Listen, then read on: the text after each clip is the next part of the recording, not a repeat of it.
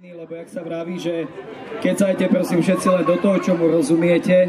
Čomu nerozumiete, tak je dobre si overiť zo zdrojov, ktoré sú relevantné. Takže ja prenechám slovo Viktórii Norisovej, ktorá bude viesť túto diskusiu. A ona už privíta našich veľmi veľa vážených hostí.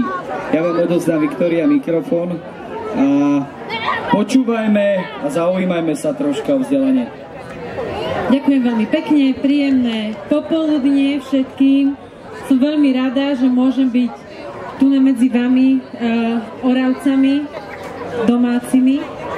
A ja by som chcela medzi nami privítať, začnem teda dámami, prvú hostku, tiež domácu Oravčanku, pani Stanislavu Opatovú. Je to pani učiteľka z Nižnej, ktorá učí na 1. stupni. Učí deti milovať matematiku cez Hejného metódu, ktorá ich vedie k spolupráci, zvedavosti, hľadanie riešení. Bola zaradená do top 10 učiteľskej osobnosti roka 2019, nominovaná na Slovenku roka 2023 v kategórii vzdelávanie a rodičom svojich žiakov rozdáva pochvaly nálepkami, keď im večer doma čítajú. Takže pani Stanka Opátová, môžem poprosiť potlesk. Mojou druhou hostkou je pani Ľubica Bezeková, tiež je to pani učiteľka, ktorá učí na základnej škole v Pliešovciach na 1. stupni, ale aj na 2. stupni. Tiež bola nominovaná medzi finalistkami top 10 učiteľská osobnosť roka 2020. Pôsobí aj na Pedagogickej fakulte Univerzity Mateja Bela v Banskej Bystrici a pani učiteľkou chcela byť od malička, aby mohla písať kriedou na tabuľu a riadi sa motom s humorom sa dá zvládať všetko v škole, zvládnuť všetko v škole aj v živote. Poprosím potlesk pre pani Ľubicu Bezekovú. No a teraz máme dvoch pánov, máme to pekne vyvážené. Poprosím potlesk pre bývalého učiteľa a odborníka na vzdelávanie Juraja Hybša, ktorý založil mimovládnu organizáciu Živica, pod ktorej hlavičkou rozbehol viacero vzdelávacích programov Sokratov a Komenského inštitút. V poslednom období kontroluje deťom prezúky na inkluzívnej škole Alma vo Zvolene, kde je okrem toho aj programovým riaditeľom. Poprosím potlesk pre pána Juraja Hybša. No a posledným hosťom bude slovenský vedec a biochemik pán Pavol Čekan, ktorý študoval a na Islande pôsobil na prestížnych pracoviskách v USA, založil a vedie spoločnosť Multiplex DX, zameranú na inovatívnu diagnostiku rakoviny a vývoj PCR testov pre infekčné ochorenia.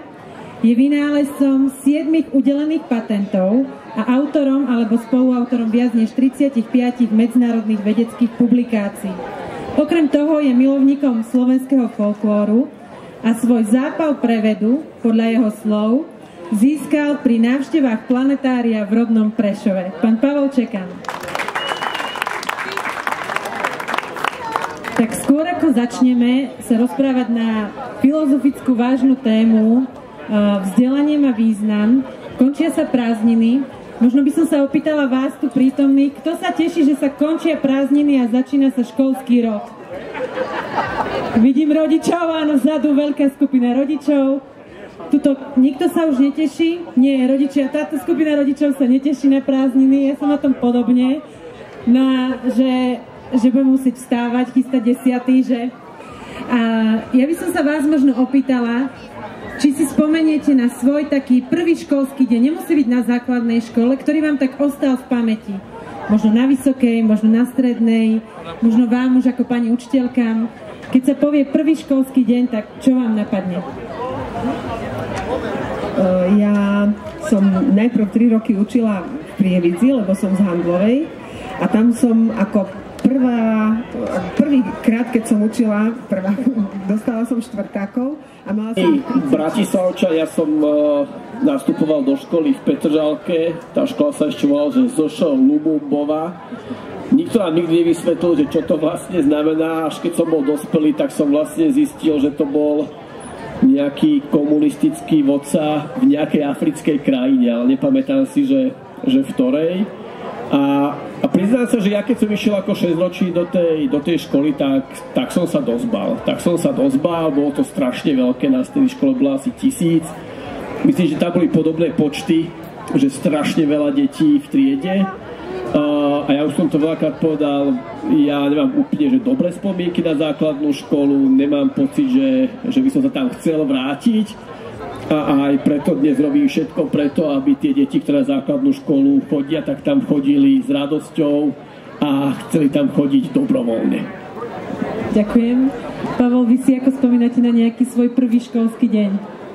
No, ja si spomínam na môj prvý deň, keď som tiež bol učiteľ chémie a fyziky na Islande v Reykjaviku a som sa postavil pred tie islandské deti a musel som učiť po islandsky a mal som z toho, že celkom stres, pretože som poprvé nevedel, ako sa má viesť vôbec hodina, lebo som nemal žiadne pedagogické minimum a po druhé musel som to celé zvládnuť v islandčine, tak toto si pamätám, lebo viem, že som si strašne vydýchol po tej prvej hodine, že a taký som mal, že bol som aj hrdý na seba, že som to zvládol, že som 40 minút vedel hovoriť islandsky a že tie deti neušli z tej triedy. Tak to bol akože môj taký ten jeden deň, ktorý som si v rámci školy zapamätal. Ako sa povie po islandsky chémia?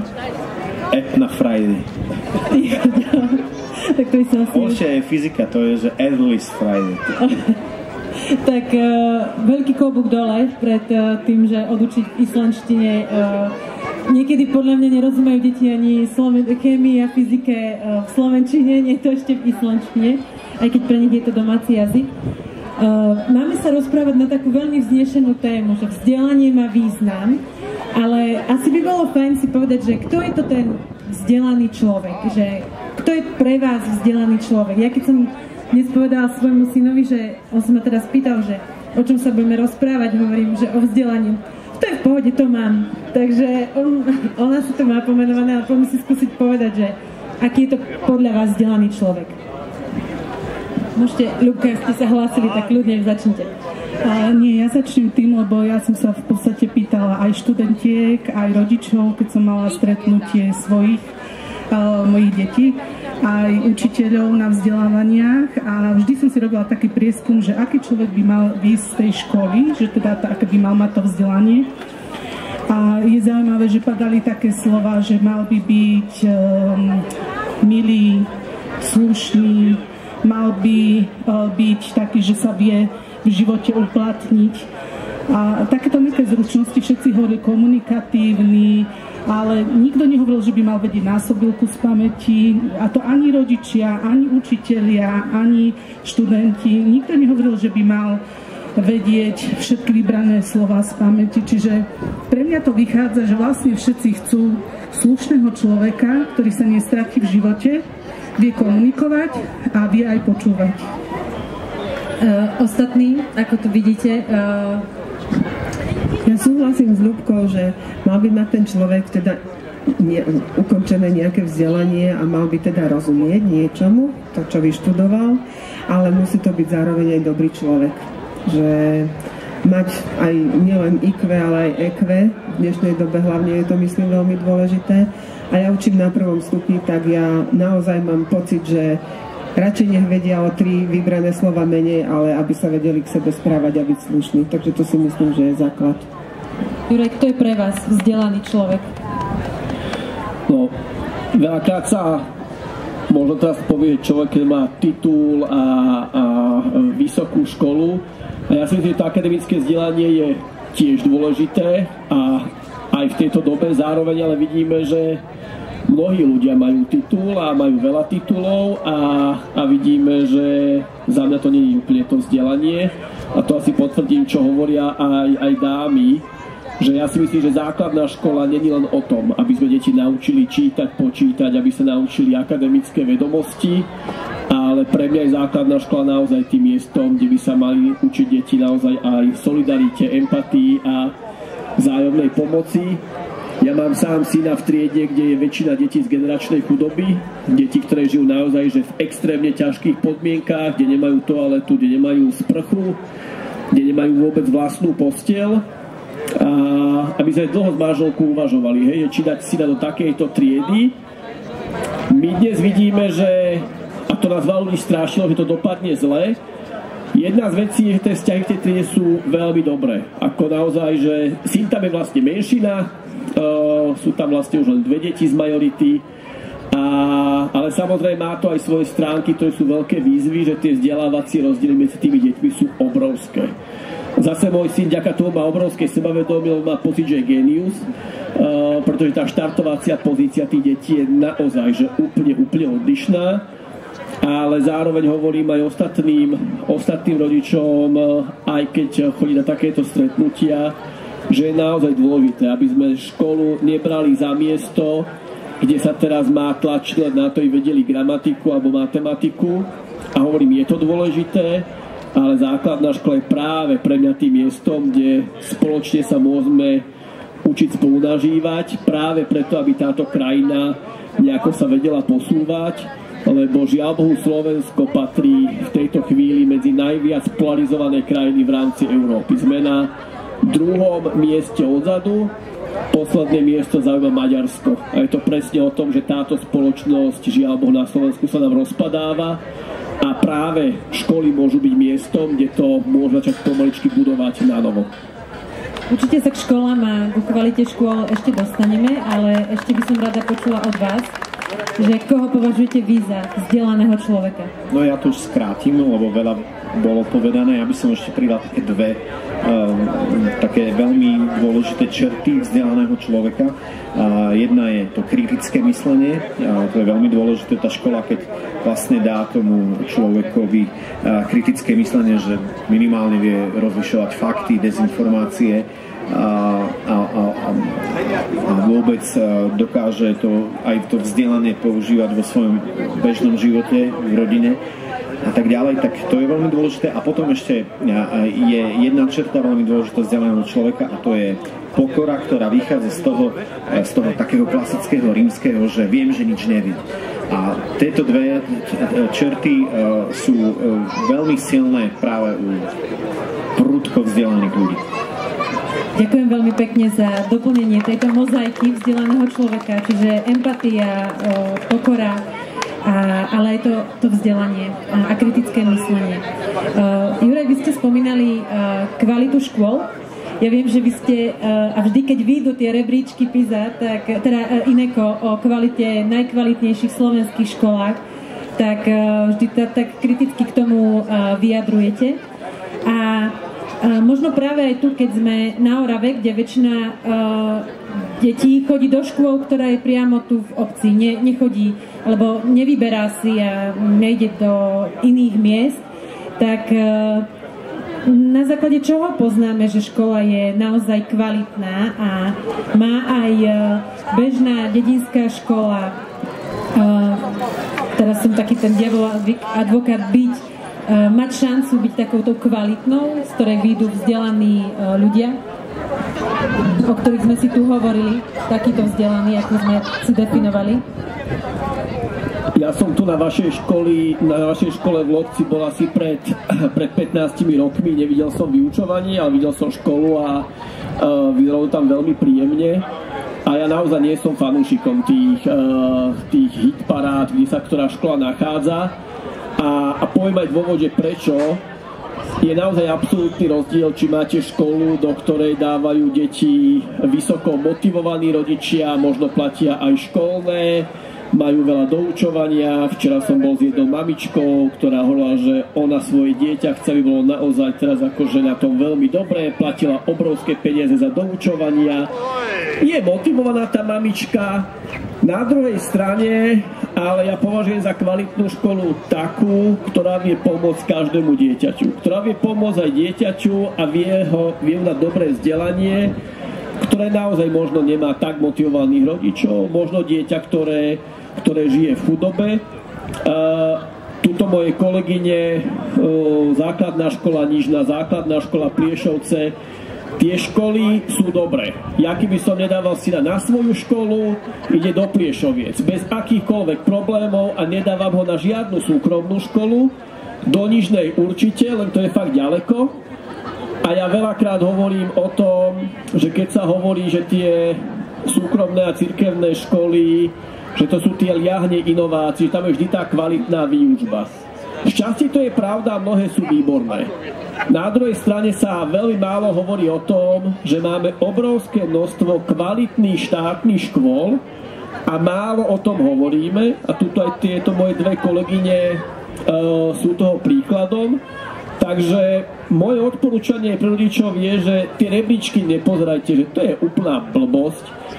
To, čo treba si naozaj pozrieť je, akých má škola učiteľov, ako sa naozaj tí učitelia snažia a odborne sa to volá, že aká je naozaj skutočná pridaná hodnota školy. To znamená, ako vie pomôcť aj deťom, ktoré možno nemajú rodičov, ktorí si môžu zaplatiť doučovanie, nemajú toľko podpory a to sú pre mňa školy, ktoré zaslúžia veľký obdiv a minimálne tieto dve školy, ktoré poznám osobne, neváhal by som tam svoje deti dať, aj keď neviem, ako sú na tých rebríčkoch, ja tie rebríčky už nepozerám, ani to neotváram, ja vždy napíšem, že to je blbosť a nepozerajte to.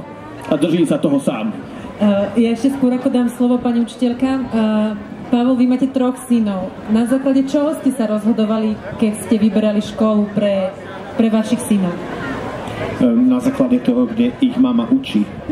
To je veľmi jednoduché, čiže my máme tú teóriu, že najbližšia škola, alebo teda nám najbližšia škola je tá najlepšia. Ale dobre, naši chlapci sú narodení v Amerike a keď sme sa vracali na Slovensko, tak boli bilingválni, silne bilingválni, dokonca u staršieho syna bola angličtina silnejšia, čiže my sme museli vyberať naozaj z tých bilingválnych škôl, aby nemali ten stres, aby prešli normálne pekne medzi komunitu slovenských detí. No a to sa vlastne podarilo, ale znovu tým, že mamka sadne do auta a vezie ich so sebou do školy, tak vlastne vyhrála tá škola, kde učí naša Marina. A pozdravujem aj pani manželku, ktorá je tu s nami. A teraz by som odozdala slovo Ľubka. Vy na základe čoho by ste odporúčili rodičom, ktorí sa budú rozhodovať pre školu? Či už možno strednú a nie základnú a podľa čoho je tá podľa vás kvalitná škola? Podľa mňa skôr rodičia si vyberajú podľa učiteľa. Zistia, že kto bude učiť, ani než aká je škola a podľa toho si vyberajú. Aspoň ja mám takú skúsenosť a ja tým, že som z Priešovic a tiež tam máme iba jednu školu, moje obidve deti chodili tam, dokonca obidve, jednu ešte som učila do nedávna a syna dokonca aj 3 som mu dala, aj 5 som mu dokonca dala. Takže si užili, ale nejako. Ja si myslím, že je to o tých ľuďoch konkrétnych, ako je to všade, že to nie je o budove, o tej škole, ale o tom, akí sú tam ľudia. A ako si sadnú, lebo viete, ako to je. Niekto sa bude sťažovať na niekoho, ale niekomu to môže vyhovovať ten spôsob výučby. Ale čo je najdôležitejšie a o čom je tá kvalita o komunikácii, lebo vždy rodičom hovoríme, že keď je nejaký problém alebo niečo nerozumejú, tak treba sa o tom rozprávať, ale v prvom rade s tou učiteľkou, že nie napríklad po dedine, tam to nevyriešia, ale ísť rovno za tou učiteľkou. A keď je fungujúca komunikácia, tak vtedy podľa mňa aj škola je perfektná, aj rodičia sú perfektní. Vravím, že toto je jediný trojuholník, ktorý schvaľujem.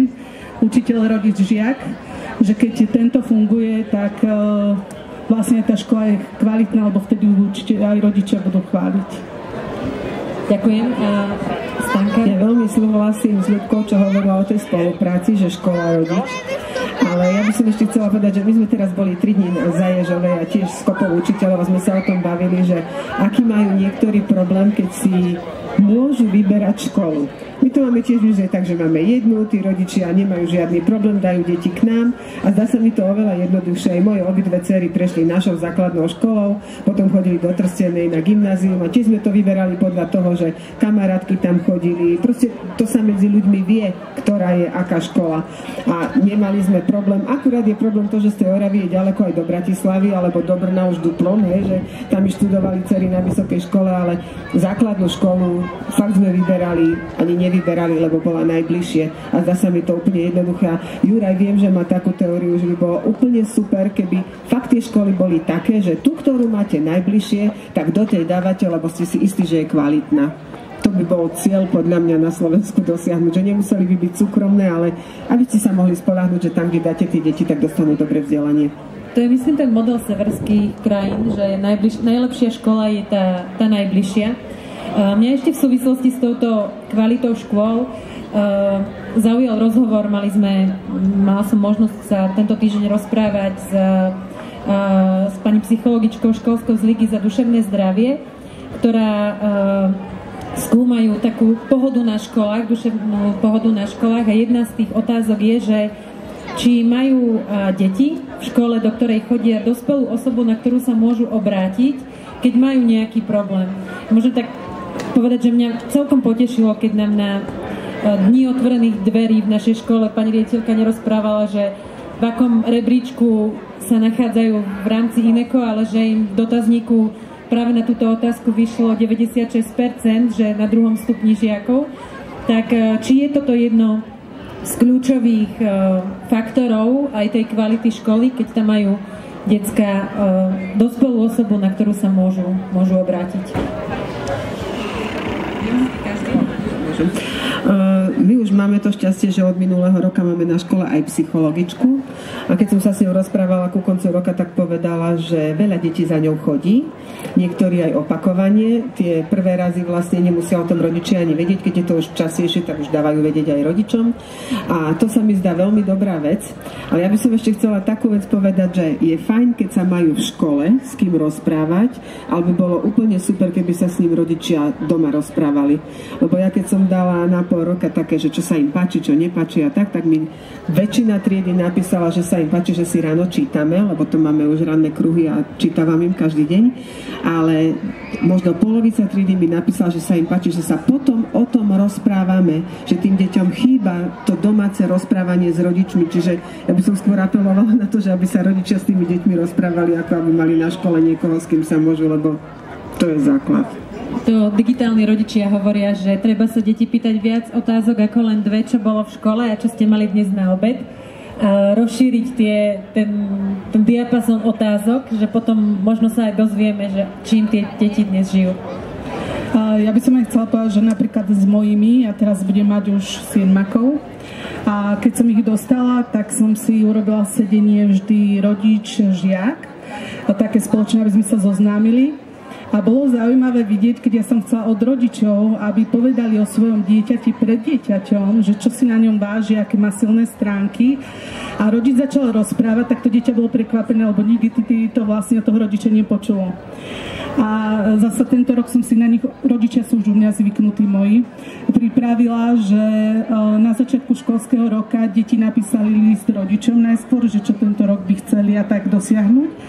Ale mali prekvapenie na polomoch, že rodičia napísali aj listy svojim deťom. A tie listy mali ako prekvapenie detí a čítali si ich na polomoch, keď sme boli takí, som pozvala rodičov na kávičku. A to bol pre deti tiež ďalší šok, ale aj pre tých rodičov, bo oni tiež nevedeli, že dostanú list, takže to bolo také silné aj pre nich.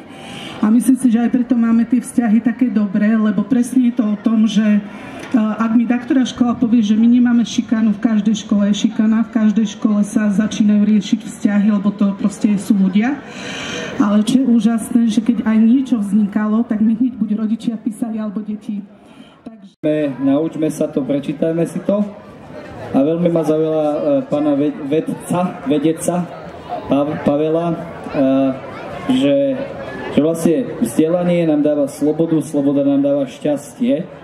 Ja som si toto odniesol, čiže je dôležité, kto z vás si čo odniesol, ale ja som si teda vzdelanie, sloboda, šťastie odniesol a v takej krajine chceme žiť, verím všetci, aby sme teda boli šťastní a spokojní, a preto asi to vzdelanie, či už je to strojár, rezbár, alebo maliar, alebo šéf-kuchár, ktorý súvisí s Lokčianskym kotlíkom mimochodom, šéf-kuchár.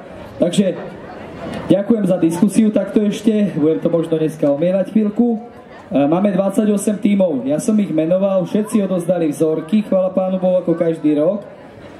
Vyhodnotili sme zatiaľ jedno, Máme šéfkuchára Zdenka Lokčana, poznáme, ktorý je vedúci. Máme Ivetku Kramarčíkovú, máme Katku Chudiakovú a zobrali sme Václava Spočátek grillmajstra ako hostia. A za mňa ja tie guláše vždy skúšam a hodnotím ich tak, že prvý rok po 18-ke sme dospeli. Lebo musím sa priznať, vždycky sme dávali niečo bokom. Všetkých 28 sa dalo jesť, to je neskutočné. Fakt, tie guláše, dámy a páni, toho roku, bude to asi počasím, že nám nepieklo na lebky a že sme to dokázali dochutiť. Výborných 28 gulášov, fakt, naozaj. Takže to ma veľmi potešilo, okrem tejto diskusie ma toto potešilo, keď som vyskúšal a verím, že tak sa budeme tešiť do večera ešte.